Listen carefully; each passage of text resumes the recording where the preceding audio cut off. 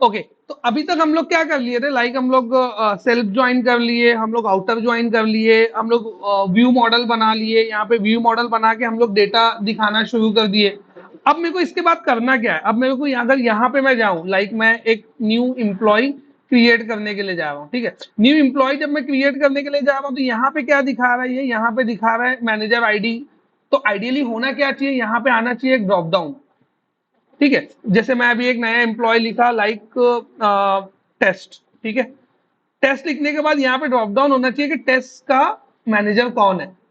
तो वो यहाँ पे वो सब एम्प्लॉय का नेम आ जाना चाहिए जो ऑलरेडी मेरे पास डेटाबेस में है। तो यहाँ पे मेरे को क्या कन्वर्ट करना पड़ेगा, यहाँ पे मेरे को इसको कन्वर्ट करना पड़ेगा एक ड्रॉप डाउन के अंदर। इसमें कन्वर्ट करना पड़ेगा ड्रॉप डाउन में। तो अब मेरे को बनाना है बेसिकली यहाँ पे ड्रॉप डाउन। रिक्वायरमेंट समझी मैं क्या बोला, मतलब यहाँ पे एक ड्रॉप डाउन आएगा, उसमें लिस्ट में डेटा आएगा, हम लोग सेलेक्ट करेंगे। एक ये रिक्वायरमेंट हो गई, और दूसरी रिक्वायरमेंट क्या होगी, एक दूसरा ड्रॉप डाउन आएगा जिसमें आएगा सब डिपार्टमेंट का नेम। अभी हम लोग डिपार्टमेंट का नेम बैकएंड से डाल रहे हैं, इसको एडमिन, इसको, क्योंकि डिपार्टमेंट बाद में बना ना। तो यहाँ पे एक और ड्रॉप डाउन आएगा, सेलेक्ट डिपार्टमेंट, डिपार्टमेंट का नेम आएगा IT, HR, admin, super admin, जो भी है वो सेलेक्ट करेंगे, क्रिएट करेंगे। तो डायरेक्ट जो है उसका जो मैनेजर का नाम है, जो डिपार्टमेंट का नेम है, डायरेक्ट यहाँ पे दिखना स्टार्ट हो जाएगा। तो हम लोग व्यू का काम तो कर दिए दो टेबल के लिए, अब दो टेबल के लिए मेरे को किसका काम करना है, क्रिएट का काम। मेरी बात समझिए, नेक्स्ट स्टेप में हम लोग चलेगा। तो नेक्स्ट स्टेप में अगर मैं यहाँ पे आया तो यहाँ पे बनना चाहिए ड्रॉप डाउन। तो सवाल ये कि पहले चीज ये है कि ड्रॉप डाउन बनेगा कैसे, ठीक है। ड्रॉप डाउन बनने के बाद ड्रॉप डाउन में डेटा कहाँ से आएगा, तो पहले हम लोग क्या करेंगे, पहले जो ड्रॉप डाउन में डेटा मेरे को डालना है ना, जो ड्रॉप डाउन के अंदर डेटा मेरे को लगने वाला है, वो डेटा मैं प्रिपेयर कर लेता हूँ, ठीक है। प्रिपेयर करके रख लेता हूँ। फिर उसके बाद एक फेक ड्रॉप डाउन बनाता हूँ यहाँ पे, जिसमें एबीसीडी रहेगा या पीक्यूआर ऐसा कुछ तो लिखा हुआ रहेगा। फेक ड्रॉप डाउन बनाता हूँ। फिर हम लोग क्या करेंगे, जो पॉपुलेटेड डेटा है ना, वो फेक डेटा से रिप्लेस कर देंगे। क्या समझा, तीन स्टेप में हम लोग करने वाले। एक स्टेप में होगा डेटा पॉपुलेशन, जो एक्चुअल डेटा मेरे को डेटाबेस से लाके यहाँ पे दिखाना है। तो दो डेटा है मेरे पास, एक तो लिस्ट ऑफ एम्प्लॉय है और एक है मेरे पास लिस्ट ऑफ डिपार्टमेंट। दो डेटा रहेगा मेरे पास, ठीक है। और दो ड्रॉप डाउन भी रहेगा, दोनों ड्रॉप डाउन में फेक वैल्यू मैं इंप्लीमेंट कर दूंगा, वो सेकंड स्टेप हो गया।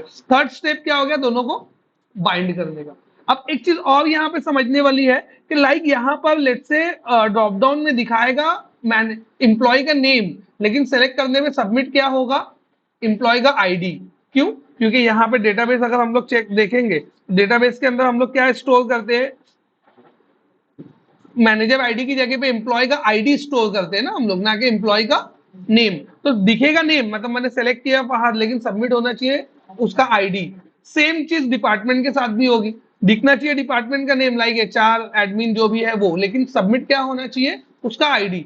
तो वो चीज कैसे मैनेज करेंगे, वो भी यहाँ पे हम लोग देखेंगे। तो ये इतना अपना मतलब प्रॉब्लम स्टेटमेंट है जिसको हम लोग को अचीव करना है। अब यहाँ पर मैं आ जाता हूँ, सबसे पहले ये व्यू में आऊंगा मैं, ठीक है। तो पहले मैं फेक ड्रॉप डाउन बना देता हूँ यहाँ पे आगे। तो फेक ड्रॉप डाउन बनेगा कैसे, तो ये व्यू में आया मैं, ये मेरा व्यू कौन सा है, एम्प्लॉय का क्रिएट। तो मैं यहाँ पे सॉल्यूशन एक्सप्लोरर में गया, सॉल्यूशन एक्सप्लोरर में यहाँ पे व्यू के अंदर गया, एम्प्लॉय में गया, क्रिएट में गया। एम्प्लॉय का क्रिएट है, ये यहाँ पे मेरे को ड्रॉप डाउन चाहिए जो एडिटर फॉर या मैनेजर आईडी की जगह पे लिखा हुआ है, लाइक ये लाइन, इससे बन रहा है वो टेक्स्ट बॉक्स।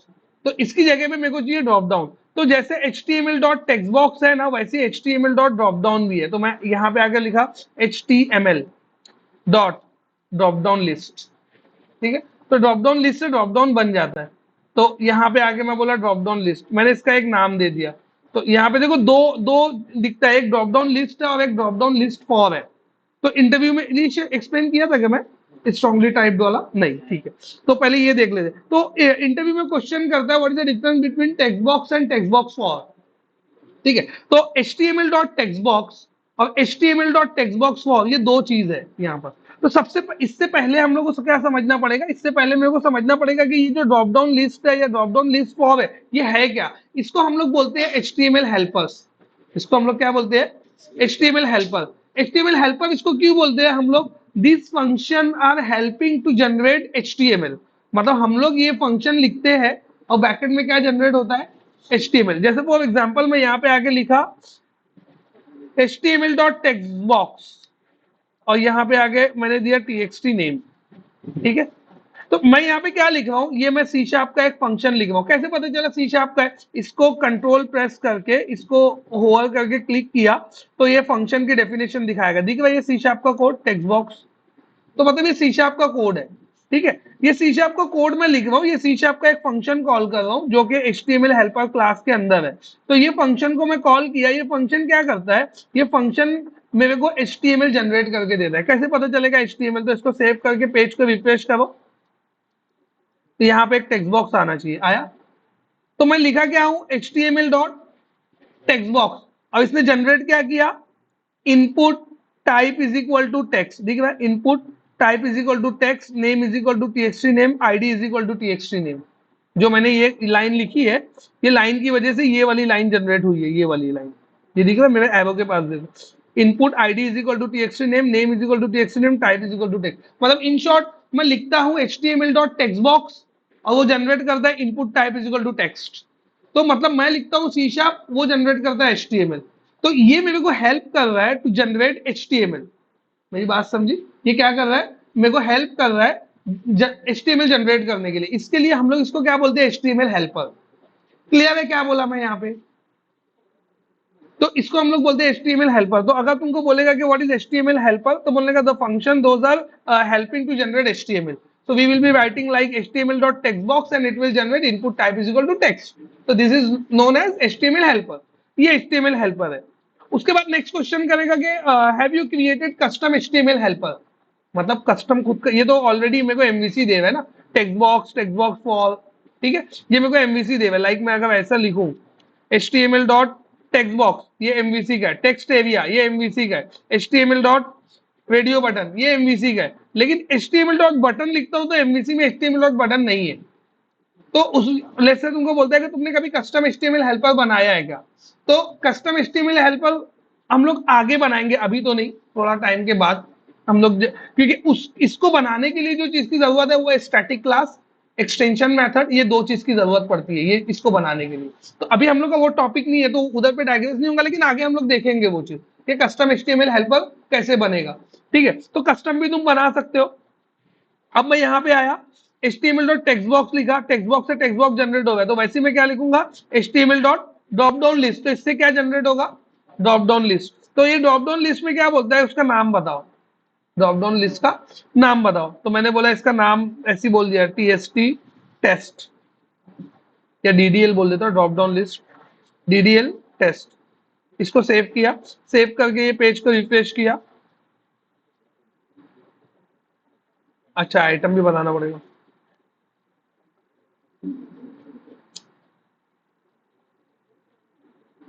ये बोल रहा है कि ड्रॉप डाउन लिस्ट बताया, लेकिन उसके अंदर तुमने सेलेक्ट लिस्ट का आइटम नहीं बताया। तो मैं बोला ठीक है वो भी बता देते। तो यहाँ पे देखो आई enumerable of select list item करके एक एक ऑब्जेक्ट तुमको दिख रहा है, वही एरर दे भी रहा है। देखो अभी यहाँ पे देखोगे ना तो वही वही का एरर है कि तुमने DDL टेस्ट में कोई आइटम नहीं ऐड किया है। तो यहाँ पे आइटम ऐड करना पड़ेगा। तो फिलहाल मैं ऐसे नहीं ऐड करता हूँ, लेकिन यहाँ पे मेरे को समझना क्या था, समझना ये है कि जो भी हेल्पर मैं यूज करता हूँ, जो भी हेल्पर मैं यूज कर रहा हूँ, वो हेल्पर के थ्रू मैं क्या कर सकता हूँ, मेरे कंट्रोल्स बना, कंट्रोल मतलब text box, drop down, label, table, इसको हम लोग क्या बोलते हैं, कंट्रोल्स। मतलब पेज के ऊपर जो इनको कंट्रोल्स बोलते हैं, तो मैं अपने कंट्रोल को बना सकता हूँ, ठीक है। अब यहाँ पे मेरे को बनाना है ड्रॉप डाउन लिस्ट, वो भी इसकी जगह पर, इसकी जगह पे ड्रॉप डाउन लिस्ट बनाना है। और उसको किससे बाइंड करना है, उसको बाइंड करना है मेरे को मैनेजर आईडी से। उसको बाइंड किससे करना है, अब बाइंड करने का फंडा क्या है वो समझ लो। अगर मैं यहाँ पे लिखा @HTML dot text box TXT name, और मैं यहाँ पे लिखा @HTML dot text box for. Text box for में हम लोग को ऐसा लिखना पड़ता है x such that x dot, और इसको कोई भी एक फील्ड से बाइंड करना पड़ता है लाइक दिस। अब देखो ये दोनों में डिफरेंस क्या है समझ में आएगा। अब यहाँ पे देखो ये मैं क्या कर रहा हूँ, टेक्स्ट बॉक्स जब मैं लिखता हूँ तो टेक्स्ट बॉक्स लिखने के बाद मैं खाली उसका नेम बताऊंगा। तो ये फील्ड जो बनेगी, ये फील्ड जो बनेगी, इसका रिलेशन, इसके जो मॉडल है, जो भी इसका एक मॉडल है ना, इसका मॉडल क्या है, एम्प्लॉय, उसी में से आ रहा है ना, मैनेजर आईडी नेम। तो ये टेक्स्ट बॉक्स का रिलेशन मॉडल की कोई भी प्रॉपर्टी से नहीं रहेगा। तो ये क्या रहेगा, ये नॉर्मल टेक्स्ट बॉक्स हुआ। अब ये टेक्स्ट बॉक्स को मैं देखता हूँ, text box for x such that x dot name, ये टेक्स्ट बॉक्स में जो वैल्यू लिखेंगे सबमिट करेंगे तो ये नेम प्रॉपर्टी में वो वैल्यू ऑटोमेटिक मिल जाएगी। तो ये टेक्स्ट बॉक्स कैसा टेक्स्ट बॉक्स है? ये स्ट्रांगली टाइप्ड टेक्स्ट बॉक्स है। ये कैसा टेक्स्ट बॉक्स है? Strongly typed text box. तो स्ट्रांगली टाइप्ड टेक्स्ट बॉक्स मेरे को क्रिएट करना है तो मैं फॉर यूज करूंगा, और नॉर्मल टेक्स्ट बॉक्स क्रिएट करना है तो विदाउट फॉर मैं यूज करूंगा। तो दोनों में डिफरेंस क्या है? ये स्ट्रांगली टाइप्ड है, ये नॉर्मल है। ठीक है। स्ट्रांगली टाइप मतलब किससे टाइप? ये टाइप तो होता है मॉडल की कोई एक प्रॉपर्टी से। मतलब अगर मेरे पास मॉडल में 4 फील्ड है, मेरा मॉडल है लेट्स से एम्प्लॉय, एम्प्लॉय के अंदर first name, middle name, last name और डीओबी, ये 4 फील्ड है। ये 4 फील्ड यूआई में कहीं ना कहीं बाइंड होगी ना, मतलब नाम में कहीं लिखूंगा, डीओबी में कहीं लिखूंगा, फर्स्ट नेम कहीं लिखूंगा, तो कंट्रोल से बाइंड होगी। तो जो कंट्रोल से बाइंड करना है, तो अगर मेरे को कंट्रोल से बाइंड करना है तो मैं फॉर यूज करूंगा, और कंट्रोल से बाइंड नहीं करना है तो फॉर यूज नहीं करूंगा। अब आ जाते हैं हम लोग, अच्छा ये समझा क्या है? ये इंटरव्यू में पूछता है। ठीक है। अब आ जाते हैं हम लोग अपने मैनेजर आईडी। मेरे को जो भी ड्रॉप डाउन है, ड्रॉप डाउन में से जो भी वैल्यू सेलेक्ट तो होगी, उसको मेरे को मैनेजर आईडी फील्ड में चाहिए। मतलब मेरे को कौन सा वाला ड्रॉप डाउन लेना पड़ेगा, स्ट्रांगली टाइप या नॉर्मल? Strongly type. तो मैं यूज क्या करूंगा? ड्रॉप डाउन लिस्ट या ड्रॉप डाउन लिस्ट फॉर वाला। क्लियर है? तो इसको मैं कट करता हूँ और यूज करता हूँ उसको। तो उसको यूज करने के लिए रिक्वायरमेंट क्या है वो समझो पहले। तो यहाँ पे मैं आया, यहाँ पे आके मैं लिखा @html.dropdownlist फॉर वाला यूज करूंगा। फॉर में वो पहले ही बताना रहेगा ऐसा x such that, इसको हम लोग क्या पढ़ते हैं? such that। ठीक है, x such that x। तो इससे क्या होता है? ये लिखने से इसको हम लोग बोलते हैं एक्चुअल में लैम्डा एक्सप्रेशन। इसको हम लोग क्या बोलते हैं? Lambda expression. इंटरव्यू में क्वेश्चन करेगा व्हाट इज लैम्डा एक्सप्रेशन, आएगा ये आगे लिंक क्यू के साथ में आएगा। फिलहाल के लिए इतना हम लोग, कोई पूछेगा लैम्डा एक्सप्रेशन क्या है तो बोलेगा x such that x is lambda expression. अभी के लिए इतना काफी है। ठीक है। अभी ये x such that x जो मैं लिखा ये लैम्डा एक्सप्रेशन हो गया। लैम्डा एक्सप्रेशन से क्या होता है? ये x पे देखो, x पे मैं होवर किया, टूल टिप देखो, टूल टिप क्या बोल रहा है कि ये इंप्लॉय का ऑब्जेक्ट है। टूल टिप दिख रही है? ये टूल टिप इंप्लॉय का ऑब्जेक्ट। ठीक है। तो ये क्यों इंप्लॉय का बोला? क्योंकि यहां पे आगे इसने चेक किया कि मॉडल क्या है, ये व्यू का इंप्लॉय। तो ऑटोमेटिक जब तुम x such that x लिखोगे तो ये x जो है ना तुम्हारे व्यू के मॉडल का ऑब्जेक्ट बन जाता है। फिर से बोलो, गौर से सुनो। जब तुम कोई भी स्ट्रांगली टाइप्ड कंट्रोल में x such that x लिखते हो तो वो x तुम्हारे व्यू के मॉडल का ऑब्जेक्ट बन जाता है। तो ये x किसका ऑब्जेक्ट बनेगा? जो मेरे व्यू का मॉडल है। मेरे व्यू का मॉडल कौन है? इंप्लॉय। तो ये x किसका ऑब्जेक्ट बना? इंप्लॉय का। अगर ये इंप्लॉय का ऑब्जेक्ट है तो ये इंप्लॉय की सब प्रॉपर्टी को एक्सेस कर सकता है। तो मैं इसके आगे लिखा डॉट, आ गया नेम, मैनेजर आईडी, डिपार्टमेंट। अभी समझ रहे कि ये कैसे आ रहा है? अभी तक हम लोग ये पार्ट पे को टच ही नहीं किए थे। अगर तुम लोग नोट किए होगे, मैं स्किप करके निकल जाता था ये पार्ट पे। अब ये पार्ट पे हम लोग आ गए। तो ये लैम्डा एक्सप्रेशन का फायदा क्या है? लैम्डा एक्सप्रेशन से हम लोग क्या कर सकते हैं? स्ट्रांगली टाइप्ड कंट्रोल के मॉडल की प्रॉपर्टीज को एक्सेस कर सकते हैं। लैम्डा एक्सप्रेशन से मैं क्या कर रहा हूं? स्ट्रांगली टाइप्ड कंट्रोल के मॉडल की प्रॉपर्टीज को मैं एक्सेस कर रहा हूं। स्ट्रांगली टाइप कंट्रोल मतलब drop down list. Drop down list का मॉडल मतलब इंप्लॉय, उसकी प्रॉपर्टी मतलब आईडी, मैनेजर आईडी, डिपार्टमेंट्स, ये सब। किसको किसको समझा यहां तक?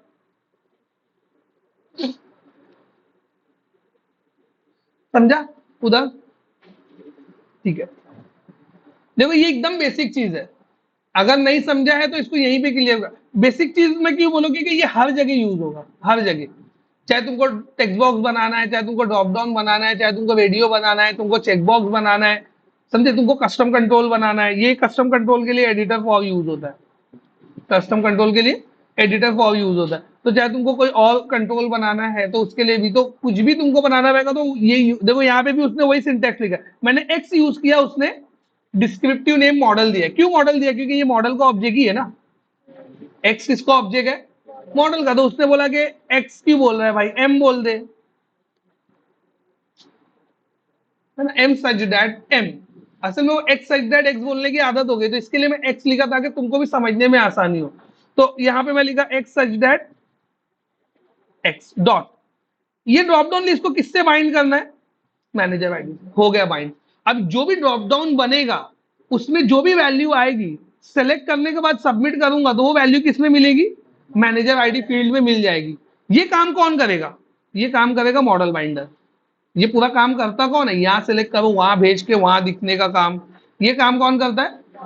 Model binder. इसके लिए लास्ट टाइम एक इंटरव्यू क्वेश्चन का आंसर में मैं मॉडल बाइंडर बोला था, अगर तुमको याद होगा, how can I pass data from view to controller?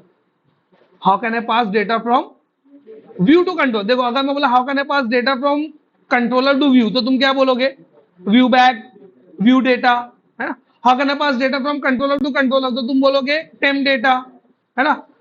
अगर लेकिन मैं बोलता हूं how can I pass data from view to controller, तो उसके लिए या तो फॉर्म कलेक्शन या तो मॉडल बाइंडर, या तो फॉर्म कलेक्शन या तो मॉडल बाइंडर। तो ये मॉडल बाइंडर करता है। ये हम लोग क्या कर रहे हैं, मेरा व्यू का डेटा मेरे को एक्शन मेथड में, मतलब कंट्रोलर में एक्शन मेथड में मेरे को कैसे मिलेगा, वो काम हम लोग कर रहे हैं। तो हम लोग खाली उसको बता देते कि ये प्रॉपर्टी में जाना चाहिए, लेकिन वो प्रॉपर्टी में वैल्यू डालने का काम कौन करता है? That is model binder. Clear है यहां तक? क्या बोला मैं? ठीक है। अभी हम लोग आ जाते हैं ड्रॉप डाउन लिस्ट में आगे के पैरामीटर्स के ऊपर। तो ड्रॉप डाउन लिस्ट को पहले मैं चेक करता हूं कि इसमें और कितने फॉर्म है। तो देखो, ड्रॉप डाउन लिस्ट 1 2 3 4 5 6 6 6 6, हाँ 6 ये। तो 6 अलग अलग, 6 बार सेम नाम के फंक्शन को यूज किया है, 6 बार सेम नाम के फंक्शन को यूज किया है, लेकिन सब में पैरामीटर अलग अलग है। तो ये कंसेप्ट को क्या बोलते हैं? जिससे पूछूंगा वही बोलेगा। ये मेरे पास एक क्लास है, ठीक है, मेरे पास एक क्लास है। अब वो क्लास में मैं एक ही फंक्शन को 6 बार लिखा हूं, लेकिन सब में पैरामीटर अलग अलग है। ऐसा इसने किया है, इसने भी यही किया। तो इसको क्या बोलते हैं बीच में? क्वेश्चन समझा? इसने क्या किया है, इसके पास एक क्लास है, जो भी एक्सटेंशन करके कुछ तो क्लास है, क्या नाम है? हाँ, ये सेलेक्ट एक्सटेंशन, ये क्लास का नेम है। इसमें इसने drop down list for 1 2 3 4 5 6 times use किया है, ठीक है, ड्रॉप डाउन लिस्ट फॉर। तो ये जो 6 मतलब drop down list for use किया है, सबका नाम सेम है, लेकिन सब में पैरामीटर अलग अलग है। तो ये कंसेप्ट को हम लोग क्या बोलते हैं? कौन बताया? मेरे को लगा था पहले तो एकदम ब्लैंक था, जैसे मैं वहां देखा तो इसका चेहरा चमक गया अचानक से। समझेगा ये क्या किया है इसने? बेसिकली ओवरलोडिंग किया है। तो अब समझ गया ना? अभी नेक्स्ट टाइम फिर पूछूंगा दूसरा सिनेरियो देके, ठीक है? तो ये क्या किए उन लोग ने? ये किसने किया ये ओवरलोडिंग? ये ओवरलोडिंग मेरे को डॉटनेट फ्रेमवर्क वाले करके दे हुए। क्या?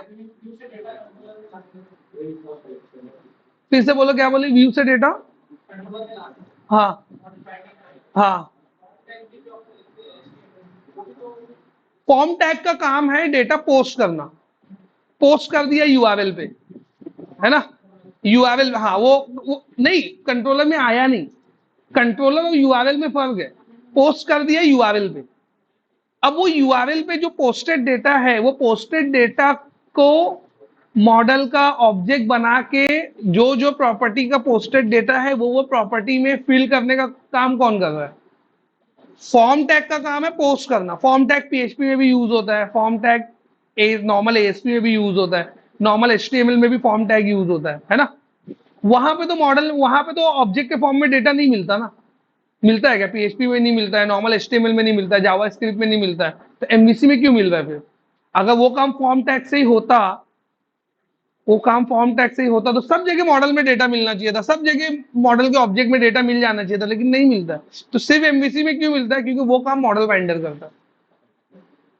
समझा? फॉर्म का काम है पोस्ट करना, तो वो पोस्ट कर देगा।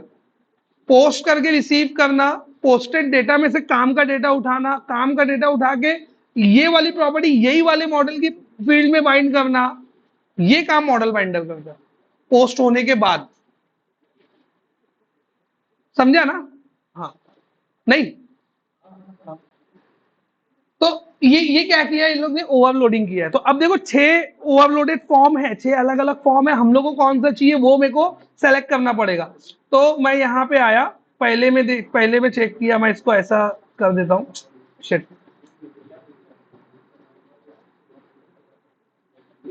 तो पहला क्या बोल रहा है? पहला इसको छोड़ देते, एचटीएमएल हेल्पर को स्किप कर देते। उसके बाद बोल रहा है एक्सप्रेशन। तो ये एक्सप्रेशन कौन सा है पता है? जो हम लोग एक्स सच दैट एक्स लिखे है ना, ये एक्सप्रेशन है, तो इसको भी छोड़ देते। इसके बाद क्या बोल रहा है वो, इसके बाद बोल रहा है कि आई enumerable of select list item बताओ।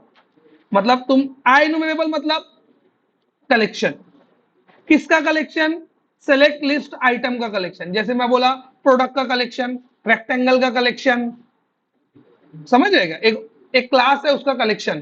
तो मैं बोला प्रोडक्ट का कलेक्शन, तो तुम लोग क्या लिखोगे, आई इनुमरेबल ऑफ प्रोडक्ट। मैं बोला रेक्टेंगल का कलेक्शन, तुम लिखोगे आई इनुमरेबल ऑफ रेक्टेंगल। इसने बोला सेलेक्ट लिस्ट आइटम का कलेक्शन, तो मैं बोला आई enumerable of select list item. मतलब यहां मेरे को क्या पास करना पड़ेगा, यहां मेरे को पास करना पड़ेगा एक लिस्ट, एक लिस्ट।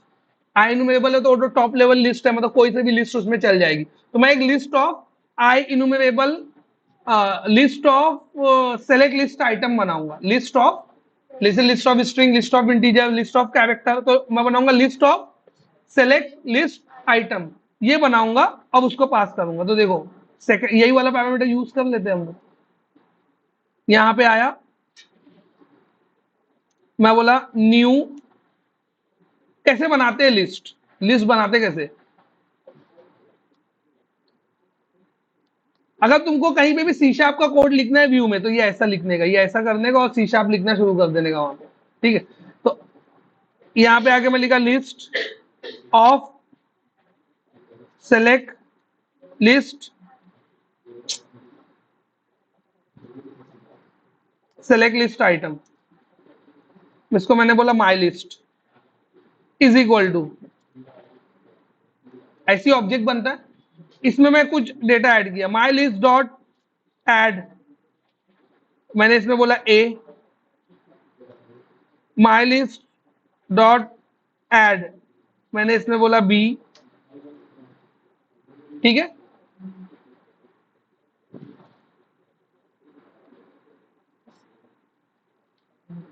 सी, अच्छा ऐड में क्या बोल रहा हूँ, अच्छा ऐड में उसको सेलेक्ट लिस्ट आइटम चाहिए,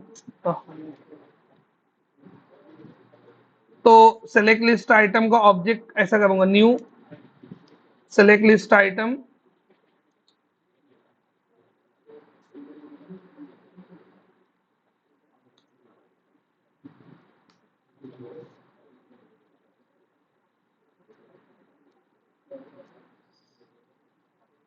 ऐसा बोला ए। यहां पे देखो मैं क्या किया हूं, यहां ये लाइन समझी क्या, सिंपल ऑब्जेक्ट बनाया हूं, कोई कोई अलग चीज है ही नहीं। ये जो लाइन है, लाइन नंबर 31। अब मैं क्या किया, मैंने लेट्स से मैं बोलता लिस्ट ऑफ स्ट्रिंग, तो मैं ऐड करने के बाद यहाँ पे डायरेक्ट स्ट्रिंग पास करता है ना। लेकिन मैं बोला list of select list item, ये तो खुद एक क्लास का ऑब्जेक्ट है। तो मैं ऐड करने के बाद न्यू करके ऑब्जेक्ट बनाया, क्योंकि न्यू करके इसका कंस्ट्रक्टर कॉल करूंगा तो क्या बनेगा, इसका ऑब्जेक्ट। न्यू करके न्यू रेक्टेंगल लिखा तो रेक्टेंगल का ऑब्जेक्ट, न्यू ए लिखा तो ए का ऑब्जेक्ट, न्यू प्रोडक्ट लिखा तो प्रोडक्ट का object, new select list item लिखा तो सेलेक्ट लिस्ट आइटम का ऑब्जेक्ट। उसमें मैं बोला टेक्स्ट वाली प्रॉपर्टी में ए डाल देना, टेक्स्ट वाली प्रॉपर्टी में ए डाल देना। तो इसको मैं कॉपी किया, इसको कॉपी करके पेस्ट करता हूं। देखो इसको कॉपी करके मल्टीपल टाइम पेस्ट करूंगा,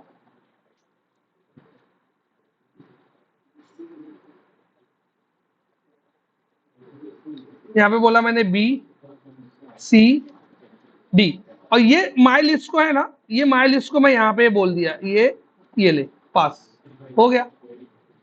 क्यों, क्योंकि यहां पे मैं चेक किया था जब, तो ये क्या बोला था कि पहले तो हेल्पर रहेगा, तो हेल्पर को छोड़ दो, दूसरा एक्सप्रेशन रहेगा, तो मैंने एक्स सच दैट एक्स लिखा। एक्सप्रेशन के बाद उसने क्या बोला, आई enumerable of select list item रहेगा, तो मैंने माई लिस्ट पास कर दिया। तो ये वाला फंक्शन का फॉर्म कॉल हो गया। ये कॉल होने के बाद मैं इसको सेव किया, सेव करने के बाद यहाँ पे आया और पेज को रिफ्रेश किया।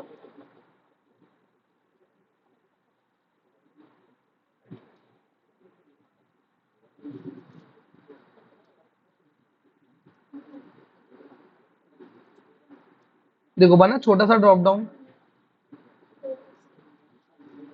तो ये फेक डेटा आ गया। अब ये ड्रॉप डाउन जो है, अभी देखो क्या, इसको सेलेक्ट करने पे बोलता है manager ID must be number. क्यों, क्योंकि इसमें ए जा रहा है, वैलिडेशन कॉल हो रहा है, क्योंकि हम लोग डेटा ही गलत डाले, एबीसी नहीं आएगा, मैनेजर आईडी में नंबर होगा, तो इसके लिए वो दे रहा है। अब यहाँ पे ये तो इतना महंगा वाला दिख रहा है, ये सस्ता वाला क्यों दिख रहा है? तो बूटस्ट्रैप की क्लास ऐड करना पड़ेगा, तो कर देते हैं ना क्लास ऐड। तो यहाँ पे आया मैं, आके चेक किया कि ऐसा कौन सा कंस्ट्रक्टर है जिसमें बूटस्ट्रैप की क्लास भी बता सकता हूं। तो इसमें तो क्लास बताने की जगह नहीं है, लेकिन इसमें तो है ना। तो मैं ये एक्सप्रेशन तो पास किया ही हूं, सेलेक्ट लिस्ट भी पास किया हूं। अब एक और ऑब्जेक्ट कौन सा पास करूंगा? एचटीएमएल एट्रीब्यूट वाला। तो ऑब्जेक्ट के फॉर्म में एचटीएमएल एट्रीब्यूट में क्लास एट्रीब्यूट बताऊंगा। तो अब मैं यहां पे आया सेलेक्ट लिस्ट के आगे, देखो जब भी ऐसा रहेगा ना, लाइक ये,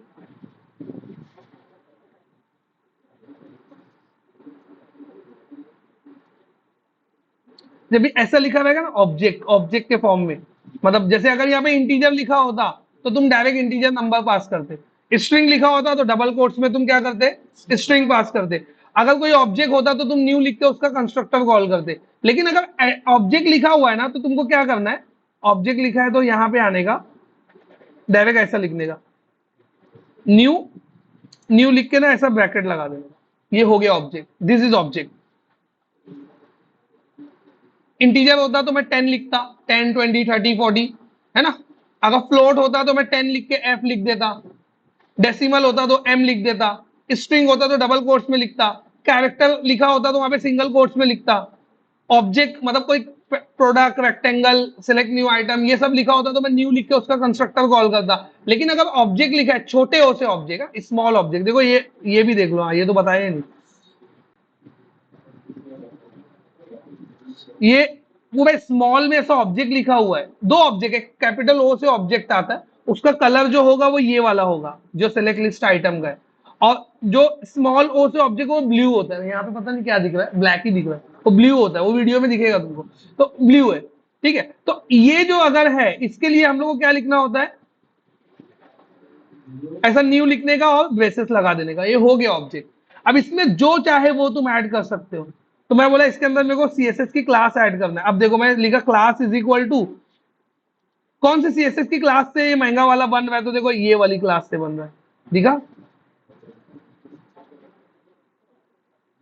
लेकिन अब ये मैं लिखा ना क्लास, तो ये वो इसको क्या लग रहा है पता है? ये सी शार्प की क्लास है। लेकिन मैं ये कौन सी क्लास लिखा हूं? एचटीएमएल का क्लास। तो अगर ऐसा कुछ क्लैश आ जाए तो उसके आगे लगा देने का एट द रेट, तो वो उसकी मीनिंग खत्म कर देगा। अब वो सी शार्प की क्लास नहीं लेगा, सीएसएस की क्लास लेगा। तो ये सीएसएस की क्लास हो गई। इसको सेव कर देते हैं, सेव करने के बाद इसको रिफ्रेश करते हैं, हो गया ये भी महंगा वाला। समझ में आया क्या? अब क्या करना है मेरे को? अब मेरे को चाहिए डेटा, मेरे को एबीसीडी नहीं चाहिए। अब मैं जाके डेटा पॉपुलेट करूंगा, फिर वो डेटा को यहाँ लाने का ट्राई करूंगा। मैं क्या करूंगा? डेटा पॉपुलेट करूंगा, वो डेटा को इधर लेके आऊंगा। तो डेटा पॉपुलेट करते हैं हम लोग। तो जो लिस्ट में यहां बनाया हूं ना ऐसे हार्ड कोडेड, वो लिस्ट में क्या करूंगा? उधर बनाऊंगा, कहां पर? एक्शन मेथड में। और उसको एक्शन मेथड से डेटा वापस व्यू में लेके आऊंगा। कैसे? View back. कौन बोला? कोई तो बोला है, एकदम सही, परफेक्ट। एक्शन मेथड में डेटा अभी कितने ऐसा क्वेश्चन करो, how can we pass data from view controller to view, तो फट से व्यू बैक बोलते। लेकिन मैं बोला कि मैं व्यू में डेटा बनाऊंगा, सॉरी एक्शन में डेटा बनाऊंगा, अब उसको व्यू में लेके आऊंगा, तो किसी का दिमाग नहीं काम कर रहा। खाली इंटरव्यू के लिए नहीं, थोड़ा कोड करने के लिए भी पढ़ो। ठीक, तो मैं वहां पे डेटा बनाऊंगा, वो डेटा बना के मैं यहाँ पे लेके आऊंगा। तो डेटा कैसे बनाना है मेरे को, तो ये मेरा एक साइड का काम हो गया। ठीक है, अब मैं जाता हूं वहां पर, यहाँ पे नहीं, यहाँ पे नहीं, क्रिएट में ना, क्रिएट का पेज है ना वो, इधर, इधर पे मैं डेटा बनाऊंगा। यहाँ पे डेटा बनाऊंगा मैं, उसको व्यू बैग में डालूंगा, और वो व्यू बैग को फिर वहां पे यूज करूंगा, और फिर व्यू बैग से डेटा जो है वो दिखना शुरू हो जाएगा। फिर ऊपर वाला ड्रॉप डाउन में हटा दूंगा। हो गया ना काम, यही तो करना था। तो डेटा कैसे बनाना है? अब मेरे को डेटा में क्या क्या चाहिए? मेरे को दो डेटा चाहिए, एक तो लिस्ट ऑफ एम्प्लॉय चाहिए। तो पहले हम लोग एम्प्लॉय का करेंगे, फिर उसको वैसी डिपार्टमेंट का करेंगे। तो मैंने बोला variable employee list is equal to, कहां से मिलेगा? हो गया ना, बन गया डेटा। यही तो एंटिटी फ्रेमवर्क का फायदा है, आएगा ना लिस्ट ऑफ एम्प्लॉय, हो गया डेटा बन गया। लेकिन ये कौन से फॉर्म में बना है वो देखो, ये बना है डीबी सेट ऑफ एम्प्लॉय, और मेरे को चाहिए लिस्ट। मैं बोला रुक जा, इसको लिस्ट बना देता हूँ।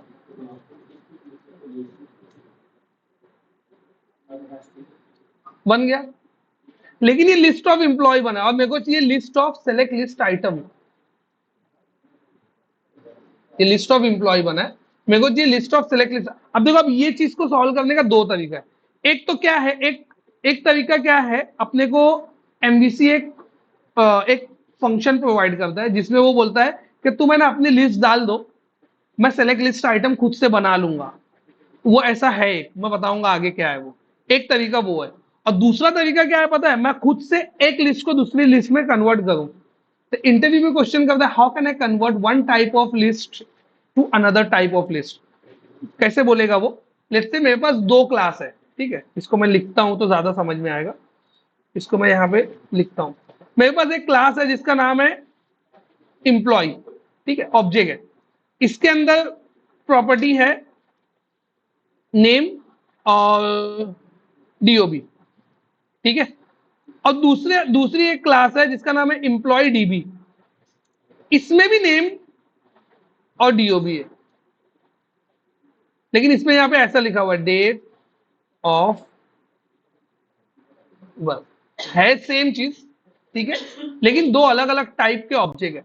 अब मेरे पास इसकी लिस्ट ऑलरेडी है, मेरे पास इसकी लिस्ट ऑलरेडी है, मेरे को इसकी लिस्ट को इसकी लिस्ट में कन्वर्ट करना है। क्यों? क्योंकि डेटाबेस में भेजने के लिए डीबी वाला ऑब्जेक्ट लग रहा है, और मेरे को यूआई में जो ऑब्जेक्ट मिला है वो एम्प्लॉय वाला मिला है। ये कब होता है, तुम्हारा व्यू मॉडल रहता है ना, तुम दिखाने के लिए व्यू मॉडल को में कन्वर्ट कर देते हो, लेकिन डेटाबेस में तो व्यू मॉडल नहीं भेजोगे ना। डेटाबेस में तुम क्या भेजोगे, जो डेटाबेस का मॉडल है वो भेजोगे।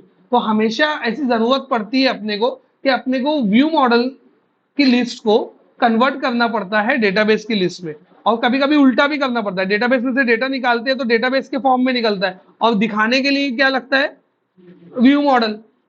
अभी यहाँ पे यही सिनेरियो है ना, यहाँ पे सिनेरियो यही जो मैं निकाला, ये क्या है, डेटाबेस का ऑब्जेक्ट है, लेकिन दिखाने के लिए सेलेक्ट लिस्ट आइटम चाहिए। दिखाने के लिए क्या चाहिए, तो your select list item is like a view model. तो एक टाइप की लिस्ट को दूसरे टाइप की लिस्ट में कन्वर्ट कैसे करेंगे, तो उसके लिए यूज होता है लिंक्यू का एक function, that is select. Select function की खास बात क्या है, जैसे लिंक्यू में एक वेयर फंक्शन है। वेयर क्या करता है, जो भी तुम कलेक्शन दोगे, जो भी तुम लिस्ट दोगे, कलेक्शन मतलब समझ गए ना, कोई भी लिस्ट हो, एरे, एरे लिस्ट, डिक्शनरी, कोई भी आई इनुमरेबल, कोई भी एक कलेक्शन तुम दोगे, उसमें से तुमको कुछ वैल्यू चाहिए फिल्टर करके, तो हम लोग वेयर यूज करते हैं, ठीक है। अभी जैसे ये इंप्लॉय आया, इसमें से कुछ इंप्लॉय चाहिए, तो मैं लिखूंगा डॉट वेयर, तो ये फिल्टर करेगा। कैसे, वो आगे बता दूंगा, ठीक है। तो वेयर से फिल्टर होता है। अब इसी के आगे अगर मैं लिखा सेलेक्ट, तो ये क्या करता है पता है, सेलेक्ट ये लिस्ट के हर एक इंप्लॉय को वन बाय वन ये सेलेक्ट में पास करेगा, उसको एग्जीक्यूट करेगा, और वापस रिटर्न करके नई लिस्ट में डालेगा। तो समझ लो 5 इंप्लॉय है, तो पहले इंप्लॉय को सेलेक्ट के ब्रैकेट में इधर डालेगा, यहाँ पे ये मेरे एरो के पास, पहले इंप्लॉय को डालेगा, फिर दूसरे इंप्लॉय को डालेगा, फिर तीसरे इंप्लॉय को डालेगा, फिर चौथे, जब तक लिस्ट खत्म नहीं होती सब इंप्लॉय को डालेगा, और जो आउटपुट निकलते जाएगा ना, उसको एक नई लिस्ट में डालते चला जाएगा। आउटपुट को क्या करेगा, न्यू लिस्ट में डालेगा। तो अगर मैं यहाँ पे ऐसे लिखा एक्स सच दैट एक्स, क्यों एक्स सच दैट एक्स लिखा, मेरे को कैसे मालूम पड़ा यहाँ पे एक्स सच दैट एक्स लिखना है।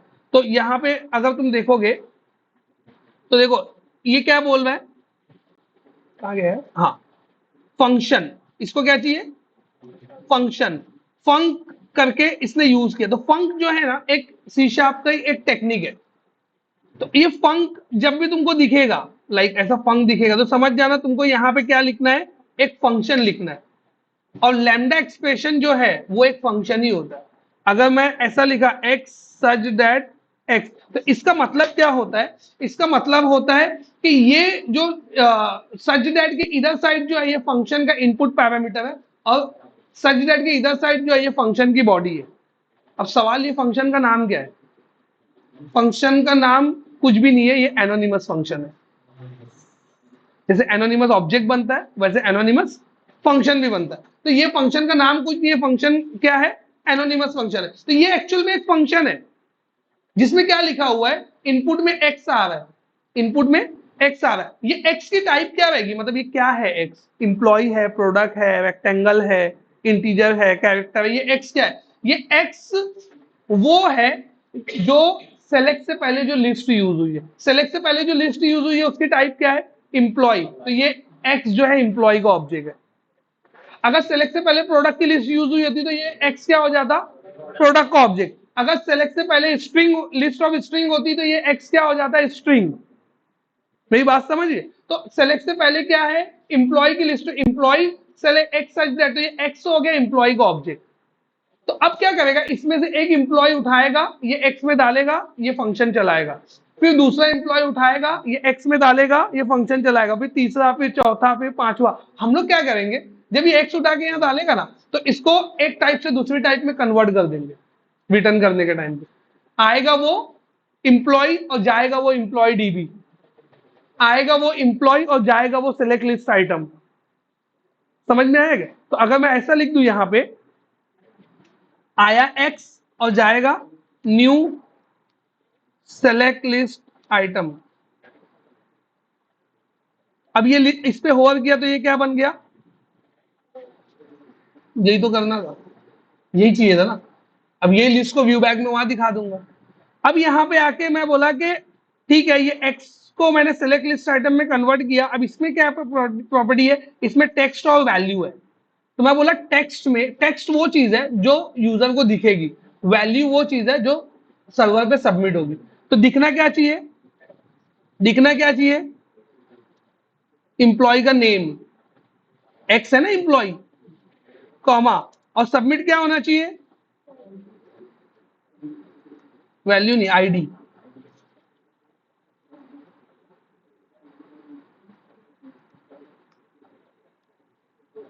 टू स्ट्रिंग क्यों करना पड़ा? क्योंकि ये इंटीजर है और ये वैल्यू स्ट्रिंग है, तो टू स्ट्रिंग करना पड़ा। ठीक है, तो इसको थोड़ा सा ऐसा कर लेते।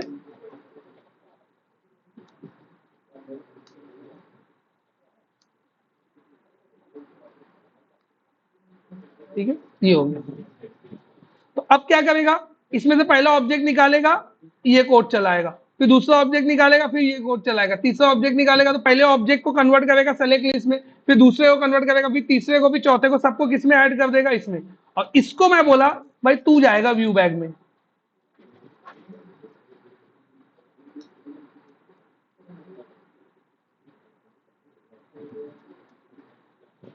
और ये व्यू बैग को मैं बोला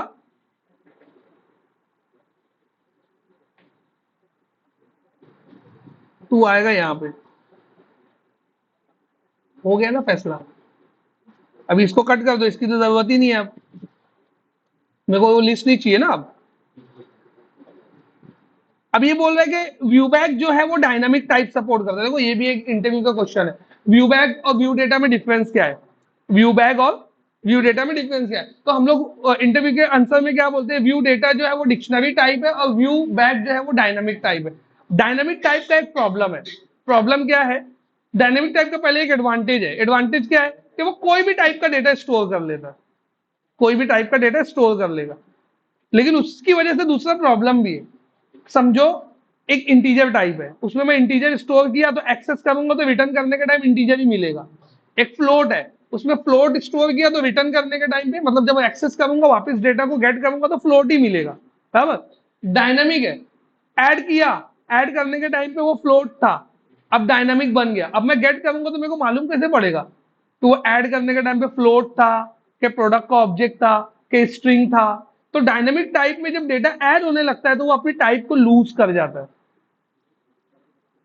समझ में? टाइटली कपल से लूज कपल्ड हो जाता है। तो फिर जब हम लोग वापस निकालते हैं ना, तो हम लोग ही वैल्यू डालें। तो डालने के टाइम जो टाइप थी, निकालने के टाइम हम लोग को बताना पड़ता है कि वो टाइप यहाँ पे लगेगी। तो डालने के टाइम पे कौन सी टाइप थी? List I enumerable of select list item. तो निकालने के टाइम पे हम लोग इसको कन्वर्ट करना पड़ेगा again I enumerable of select list item. मेरी बात समझी? तो यहां पे मैं क्या करूंगा? यहां पे आके मैं बोला कि इसको ऐसा कर दो।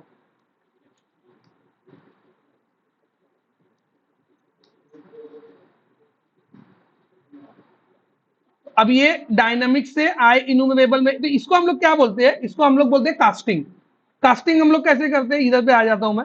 जैसे फॉर एग्जांपल मैंने यहाँ पे इंट आई लिख के 10 को स्टोर किया।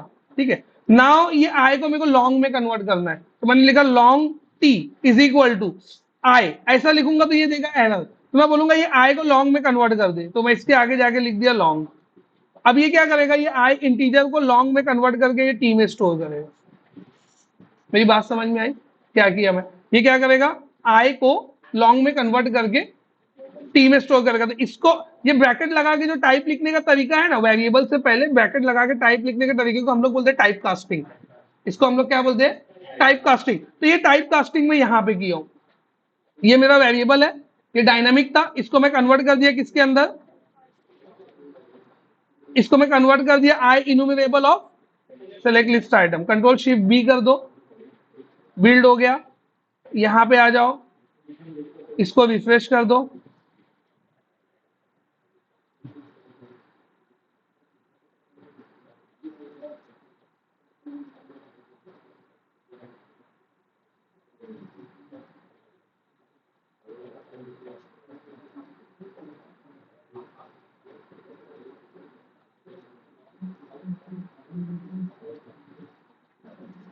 आ गया ना।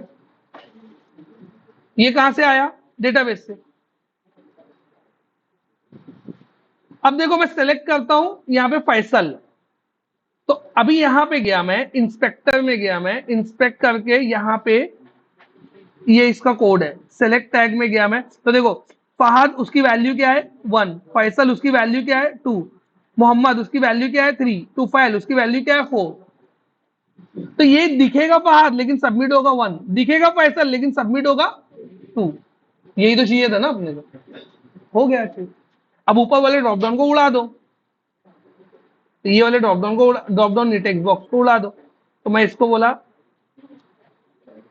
खुदा हाफिज, ये हो गया कन्वर्ट। यहां तक पूरे पूरे फ्लो में किसी को कोई डाउट है? बहुत डाउट रहेगा, मेरे को पता है, क्योंकि काफी चीज नहीं है। एक तो टाइप कास्टिंग, ठीक है, दूसरा व्यू बैक की प्रैक्टिकल एग्जांपल, व्यू बैक ऐसे लगता है ना हम लोगों को, व्यू बैक की प्रैक्टिकल एग्जांपल।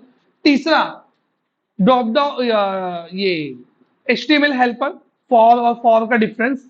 ठीक है, तो वन बाय वन एक एक वन लाइनर एक्सप्लेनेशन दे दो, फिर पूछता हूँ डाउट है क्या। हम लोग शुरू कहां से किए, हम लोग शुरू किए मेरे को क्या करना था, ये ड्रॉप डाउन को कन्वर्ट करना था, सॉरी ये टेक्स्ट बॉक्स को कन्वर्ट करना था ड्रॉप डाउन में। तो सबसे पहले मैं ये डिसाइड करूंगा कि मैं कौन सा एचटीएमएल हेल्पर यूज करूं।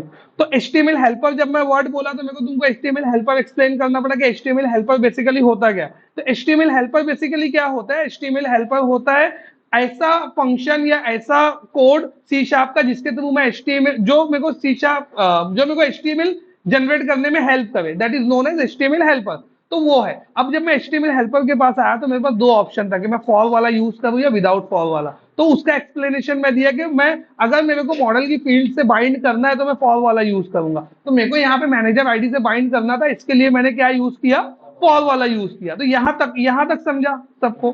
ठीक है, मैंने फॉर वाला यूज किया। जब मैं फॉर वाला यूज किया तो मेरे को जाके फॉर वाले की डेफिनेशन देखना पड़ा कि फॉर वाले यूज करूंगा तो उसकी रिक्वायरमेंट क्या क्या है। तो फर्स्ट रिक्वायरमेंट जो मेरे को मिली क्या थी, फर्स्ट रिक्वायरमेंट ये थी कि तुमको एक्स साइज दैट एक्स लिखना है, लैम्डा एक्सप्रेशन लिखना है और एक लिस्ट बताना है, और एक लिस्ट बताना है। तो लिस्ट बताने के लिए पहले मैं फेक लिस्ट बनाया। तो फेक लिस्ट बनाने के लिए मेरे को लिस्ट ऑफ स्ट्रिंग जैसे बनाता था, मेरे को list of select list item बनाना पड़ा। ये सेलेक्ट लिस्ट आइटम मेरे को कहां से मिला, जहां मैं डेफिनेशन में गया वहां पे मेरे को पता चला कि सेलेक्ट लिस्ट आइटम की लिस्ट ये एक्सपेक्ट कर रहा है ये पैरामीटर में। तो मैंने सेलेक्ट लिस्ट आइटम की लिस्ट बनाना शुरू किया। ठीक है, फिर वापस में आया, सेलेक्ट लिस्ट आइटम की लिस्ट फेक उसको दिखाया तो दिखने लगी। फिर उसके बाद मेरे को समझ में आया कि ये जो ड्रॉप डाउन बना है इसका यूजर इंटरफेस ऊपर वाले ड्रॉप डाउन जैसा नहीं है। तो मैंने उसमें क्या किया, सीएसएस की क्लास ऐड करने का ट्राई किया। तो सीएसएस की क्लास ऐड करने के लिए मैं फिर वापस से डेफिनेशन में गया, मैं देखा कोई ऐसा पैरामीटर है जिसके थ्रू मैं सीएसएस की क्लास ऐड कर सकता हूँ। तो वहां पे मेरे को एक पैरामीटर मिला, that is known as HTML attribute. तो एचटीएमएल एट्रीब्यूट के आगे लिखा हुआ था स्मॉल ओ से ऑब्जेक्ट। तो स्मॉल ओ से ऑब्जेक्ट जब भी लिखा रहेगा तो मैं तुमको ये चीज बताया कि न्यू लिख के दो ब्रेसेस लगाना है तो वो ऑब्जेक्ट बन जाता है। यहां तक अपना हो गया, ब्लैंक ऑब्जेक्ट ऐड हो गया। ठीक है, अब आ जाते हैं नेक्स्ट चीज के ऊपर कि ऐसा कौन सा एट्रीब्यूट है जिसके थ्रू मैं सीएसएस की क्लास ऐड करूंगा। तो मैं क्लास इज इक्वल टू लिखता हूं। तो क्लास और सी शार्प की क्लास में कॉन्ट्रा होता है, कॉन्ट्रोडिक्ट होता है। तो वो कॉन्ट्रा या कॉन्फ्लिक्ट को सॉल्व करने के लिए मैं क्या करता हूँ, @ लगाता हूँ। तो ये हो गया नेक्स्ट कंसेप्ट। ये होने के बाद मेरा यूआई भी दिखने लगा, लेकिन मेरा डेटा फेक था, एबीसीडी था। ठीक है, यहां तक एक पार्ट खत्म हो गया। ठीक है। अब हम लोग आ जाते हैं दूसरे पार्ट में जहां पे मेरे को डेटा को पॉपुलेट करना है। तो डेटा को पॉपुलेट करने के लिए मेरे पास डेटा ऑलरेडी है। क्यों मेरे पास डेटा है? क्योंकि मेरे पास कॉन्टेक्स्ट है। तो कॉन्टेक्स्ट से थ्रू मैं डेटा बना लिया, तो डीबी डॉट इम्प्लॉइज लिखा, तो उसकी वजह से डेटा मेरे पास पूरा आ गया। डेटा मेरे पास आ गया, लेकिन जो डेटा आया मेरे पास डीबी सेट ऑफ इम्प्लॉइज के फॉर्म में आया था, और मेरे को चाहिए आई इनुमरेबल ऑफ इम्प्लॉय। तो मैंने उसको क्या कर दिया, डॉट टू लिस्ट लगा दिया। डॉट टू लिस्ट लगाया तो आई इनुमरेबल ऑफ इम्प्लॉय में कन्वर्ट हो गया। ठीक है। अब आई इनुमरेबल ऑफ इम्प्लॉय में कन्वर्ट हो गया। अब मैं क्या कर रहा हूं कि मेरे को आई इनुमरेबल ऑफ इम्प्लॉय नहीं चाहिए, मेरे को आई enumerable of select list item चाहिए। तो मैं बोला कि मेरे पास दो तरीका है। एक तरीका तो ये है कि मैं डायरेक्ट लिस्ट दूंगा, वो सेलेक्ट लिस्ट आइटम बताएगा, वो आसान तरीका, उसको मैंने स्किप कर दिया।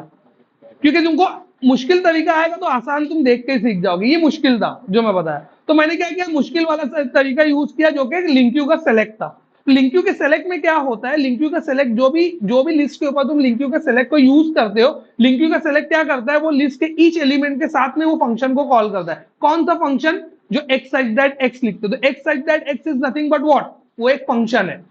एक्स सच दैट एक्स क्या है? एक फंक्शन है। तो पहला वाला एक्स जो है वो इनपुट पैरामीटर है, और बाद वाला एक्स जो है वो फंक्शन की बॉडी है, और सच दैट का जो साइन है वो दिखाता है कि ये फंक्शन है। तो मैंने बताया ये फंक्शन कॉल होगा। फिर मैं बोला कि इसमें एक्स आ रहा है और एक्स रिटर्न हो रहा है, तो एक्स की लिस्ट आ रही है। मैं बोला एक्स आएगा और रिटर्न क्या होना चाहिए, select list new select list item. तो मैंने एक्स को हटा के न्यू सेलेक्ट लिस्ट आइटम लिख दिया। अब सेलेक्ट लिस्ट आइटम में था टेक्स्ट प्रॉपर्टी, वैल्यू प्रॉपर्टी और तीन चार प्रॉपर्टी थी। तो मैं दो प्रॉपर्टी को यूज किया, टेक्स्ट और वैल्यू को। टेक्स्ट में मैंने डाल दिया नाम, और वैल्यू में मैंने डाल दिया आईडी। ये डाल दिया, ये डालने से मेरी लिस्ट बन गई। ये लिस्ट जो बनी थी ना, इसको मैंने डाल दिया व्यू बैग में। ये व्यू बैग में जब मैं डाला, ये लिस्ट को मैंने व्यू बैग में डाला, तो ये व्यू बैग जो है डायनेमिक प्रॉपर्टी सपोर्ट करता है, तो उसने अपनी टाइप लूज कर दिया, खत्म हो गई। उसको पता ही नहीं चलता कि मेरी टाइप ओरिजिनल क्या थी। तो जब मैं वापस निकालने लगा तो मेरे को टाइप कास्ट करना पड़ा। टाइप कास्ट करके जहां पे मैं फेक लिस्ट यूज किया था, वहां पे मैं एक्चुअल व्यू बैग की लिस्ट को यूज कर लिया। तो फेक लिस्ट की जगह एक्चुअल लिस्ट का डेटा दिखने लगा। ये पूरा इतना मैं अभी तक का तुम लोगों को पढ़ाया। अब बताओ क्या डाउट है, कुछ मिस किया क्या? एकदम सीक्वेंस में चला। व्यू से डेटा या कंट्रोलर में डालते हैं तो उसी पैरामीटर की मॉडल वैल्यू व्यू से डेटा जब कंट्रोलर में डालते हैं तो पैरामीटर तो नहीं हो सकती। डाल सकते हैं ना। अगर मैं सादा ड्रॉप डाउन बनाता, मतलब खाली डीडीएल एम्प्लॉय नाम दे देता, तो डीडीएल एम्प्लॉय नाम का एक लिस्ट मेरे को वहां पे पैरामीटर में लेनी पड़ती। मतलब डीडीएल एम्प्लॉय, उसके नाम का पैरामीटर लेना पड़ता है ना। अगर याद होगा वो लेक्चर 2 में जब बताया था कि अगर मेरे को टीएक्सटी नेम, मेरे टेक्स्ट बॉक्स का नाम है, तो टीएक्सटी नेम वाला ही पैरामीटर मेरे को लेना पड़ता है। तो सेम नाम का पैरामीटर लोगे तो आ जाएगा, क्योंकि वो मॉडल बाइंडर से नहीं आएगा। क्योंकि अब तुम मॉडल में डेटा नहीं डाल रहे हो, तुमने फॉर यूज नहीं किया है।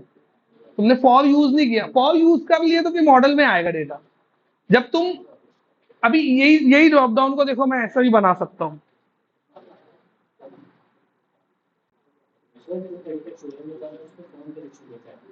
नहीं, फॉर्म कलेक्शन नहीं है वो, ये पैरामीटर वाला। फॉर्म कलेक्शन में तो फॉर्म कलेक्शन के ऑब्जेक्ट, एक फॉर्म कलेक्शन का ऑब्जेक्ट आता है एफसी करके, हम लोग लेते हैं, उसमें डेटा मिलता है।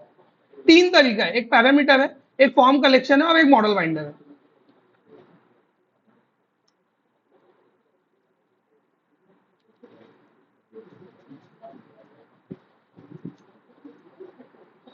अब यहां पे मैं लिस्ट डाल देता हूं। देखो यही लिस्ट को उठाया मैं,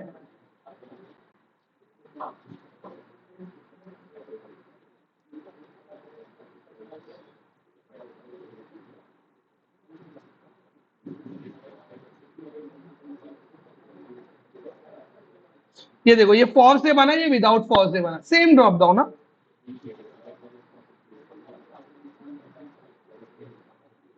देखो दोनों में कोई फर्क नहीं है। अब मैं इसमें अलग सेलेक्ट करता हूं और इसमें अलग सेलेक्ट करता हूं, ठीक है। अब इसको पोस्ट करता हूं। इसका डेटा पोस्ट होने के लिए मेरे को लगेगा पैरामीटर, क्योंकि इसका डेटा मॉडल में नहीं जाएगा, बिकॉज ये स्ट्रांगली टाइप्ड है ही नहीं। अब इसका डेटा डायरेक्ट मॉडल में चला जाता है खुद से ही। तो पोस्ट मैं बनाता हूं इसका, इसका पोस्ट क्रिएट का पोस्ट, हाँ इधर है। तो यहाँ पे मैं इसको हटा देता हूँ, बाइंड एट्रीब्यूट को, ठीक है। ये मॉडल है, और इसके साथ में मैं क्या ले लिया, स्ट्रिंग। क्या लेना पड़ेगा मेरे को, ठीक है, तो देखते हैं, इसको मैं पोस्ट किया और इसको मैं वापस रन किया।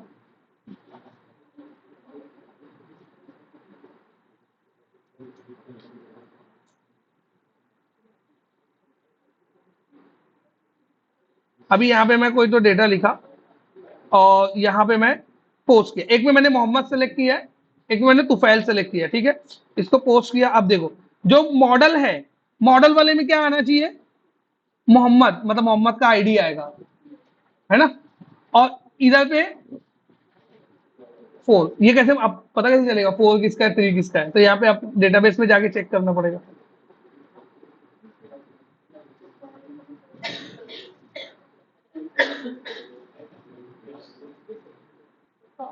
डेटाबेस का नाम क्या था आपने?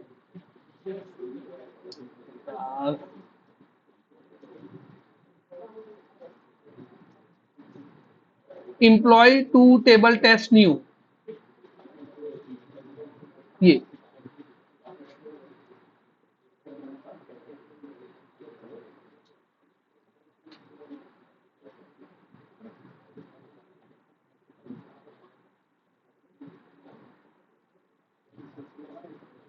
ठीक है, तो इसमें क्या आया है? इसमें मैनेजर आईडी क्या आई है? 3। तो 3 क्या है? मोहम्मद।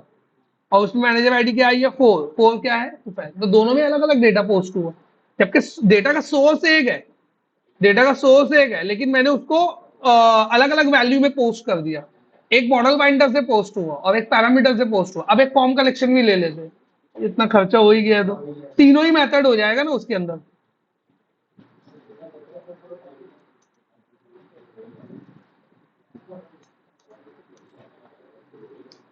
ठीक है, ये ऐसा पैरामीटर लेना पड़ेगा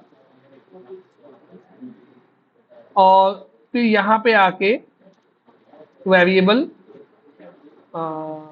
data is equal to form collection, और यहाँ पे मैं लिखूंगा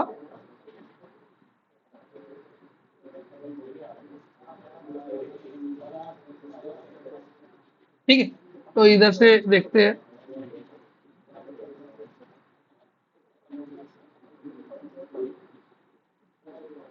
चश्मा उस्मा लगा गया है ऐसे। बहुत आर्ट सर फैसल पढ़ा रहा है ना, इसके बाद वाला 2 बैच वही लेता है, वो बहुत आर्ट पढ़ाता है। बैठ सकते हैं ना लेक्चर में, अभी भी बैठ सकते हैं, उसमें क्या। अभी मैं 25 से रहूंगा नहीं, तो बोल देता है एक आध लेक्चर तुम लोग का ले लेगा। बोलू क्या फैसल सर को लेक्चर लेने?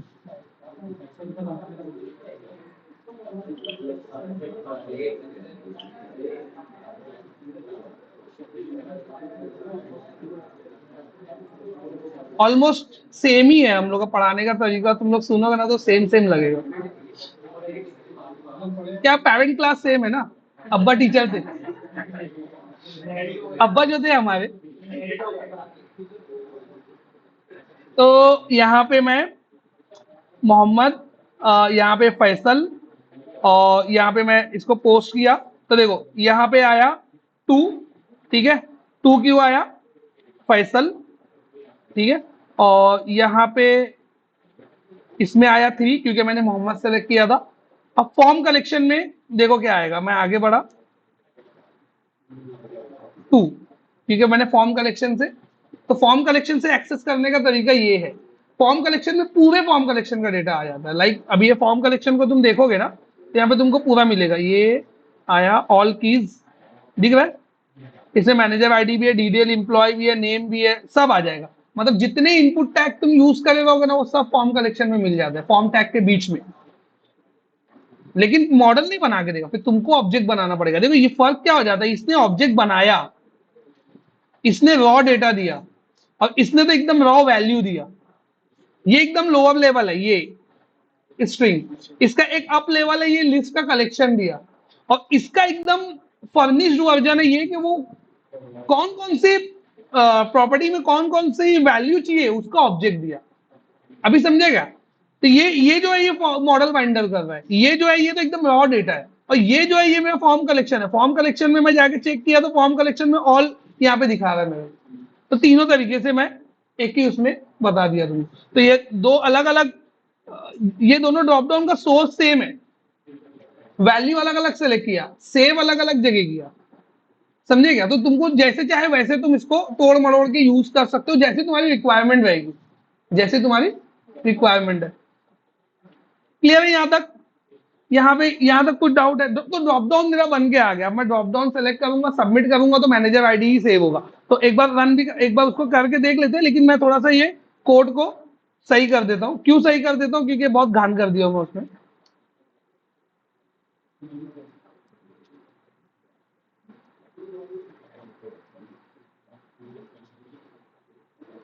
तो ये मैं हटा देता हूँ, अभी जरूरत नहीं है मेरे को, एक ही ड्रॉप डाउन मेरे को चाहिए।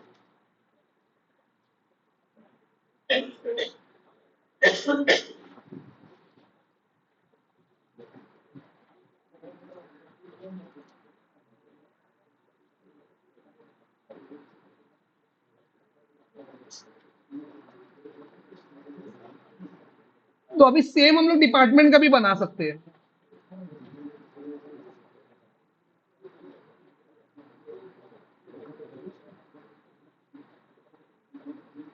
तो मैंने एक यहाँ पे लिया साई राम टेक्सटाइल, इसका मैनेजर मैंने सेट किया लेट से फैसल, और इसको सेव किया। तो देखो साई राम टेक्सटाइल का मैनेजर नेम, ओ उल्टा हो गया क्या?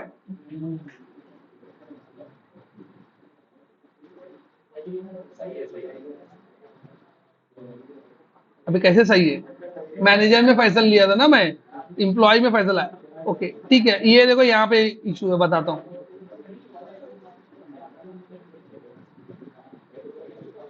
जो हम लोग सेल्फ ज्वाइन मारे ना लिंक्यू में, ये इसके अंदर उल्टा हुआ है काम। यहाँ पे इम्प्लॉय नेम जो है वो इम्प्लॉय 2 से आएगा। सेव करो, हॉट रिलोड करो और कंट्रोल शिफ्ट बी, पेज को रिफ्रेश। अभी देखते हैं सही होता है क्या। तो ये साई राम टेक्सटाइल यहाँ आना चाहिए, मैनेजर नेम में इसका ये आना चाहिए।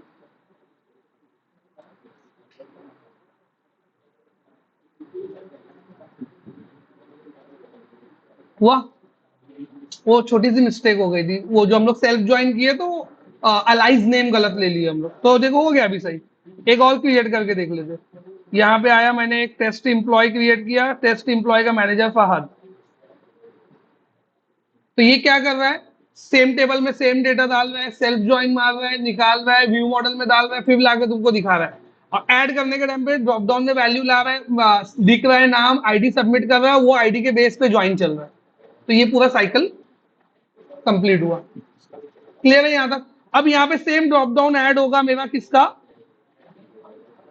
इसका, डिपार्टमेंट का। 5 मिनट लगेगा फैसल, 5 मिनट, एक ड्रॉप डाउन और खत्म कहानी। तो मेरे को क्या करना है, ये वाली जो लाइन है ना, इसको कॉपी करना है, नीचे पेस्ट। बाइंड किससे करना है इसको? Model dot department dot ID, बराबर। यहां भी क्या आएगा? Model dot department dot ID, department ID के बाइंड होगा। यहां भी क्या आएगा? Model dot department dot ID. यहां पे क्या लिख दूंगा मैं? डिपार्टमेंट। अभी बनाया नहीं हूं मैं, अभी बनाऊंगा। ये वाला व्यू बैक डिपार्टमेंट्स, इसको कॉपी कर लेता हूं, ठीक है। अब यहां पे आया मैं, इसको सेव कर लेता हूं मैं। इधर पे ये सब तो ठीक है। इधर पे आया मैं, यहां पे आके इंप्लॉय के क्रिएट में गया मैं, यहां पर इधर जैसा मैंने यहाँ पे एक लिस्ट, एक टाइप की लिस्ट को दूसरे टाइप की लिस्ट में कन्वर्ट किया लिंक्यू से, वैसे ही इधर पे भी करूंगा। Departments is equal to db dot departments dot select x such that new select list item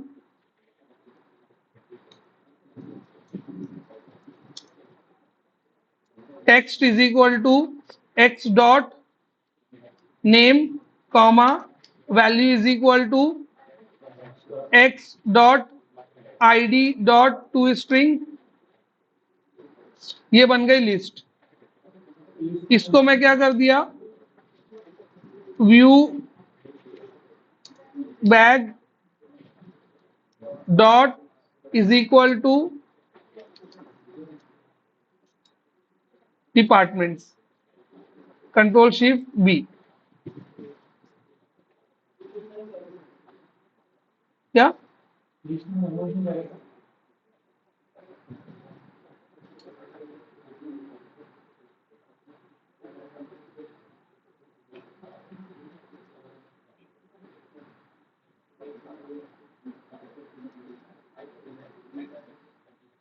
आ गया? यहां पे मैंने दिया टेस्ट, डिपार्टमेंट मैंने डाल दिया इसका डेव, आया? हो गया ना? क्लियर? छुट्टी।